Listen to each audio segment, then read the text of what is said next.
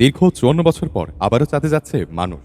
মার্কিন মহাকাশ গবেষণা সংস্থা নাসার আর্টেমিস 2 মিশনের আওতায় ১০ দিনের চন্দ্রাভিযানে যাবে ৪ মহাকাশচারী।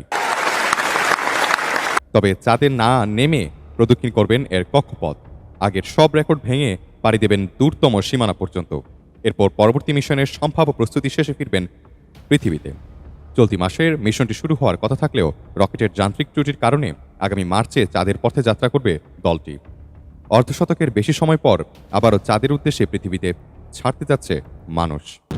Taking the crew around the moon, this is going ফ্লোরিডার কেনেডি স্পেস সেন্টার থেকে আর্টেমিস 2 মিশনে ৪ মহাকাশচারী যাচ্ছেন চন্দ্রাভিযানে। ১৯৭২ সালের পর ৫৪ বছরের দীর্ঘ বিরতি শেষে ফের চাঁদের উদ্দেশ্যে মানবযাত্রা। নাসার মাল্টিবিলিয়ন ডলার প্রজেক্ট আর্টেমিস মুন মিশনের আওতায় এই অভিযান। এর আগে ২০২২ সালে আর্টেমিস 1 মিশনে কোনো মানুষ ছাড়াই চাঁদে পাঠানো হয়েছিল rocket. in the really harsh environments of deep space.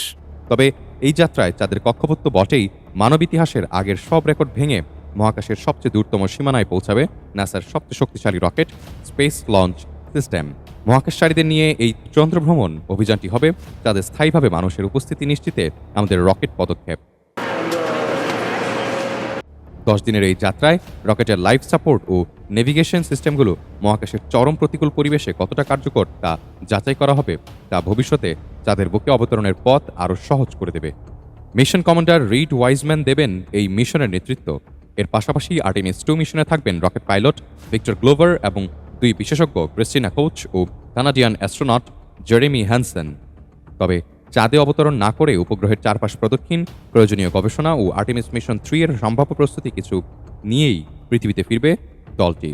মঙ্গলবার মিশনের পুরো প্রস্তুতি অংশ হিসেবে আয়োজিত হয় ওয়েট ড্রেস রিহার্সাল, যেখানে পরীক্ষামূলকভাবে রকেটটি উৎক্ষেপণের সময় তরল হাইড্রোজেন লিকেজ ধরা পড়লে মিশন গোছানোর সিদ্ধান্ত নেয় নাসা।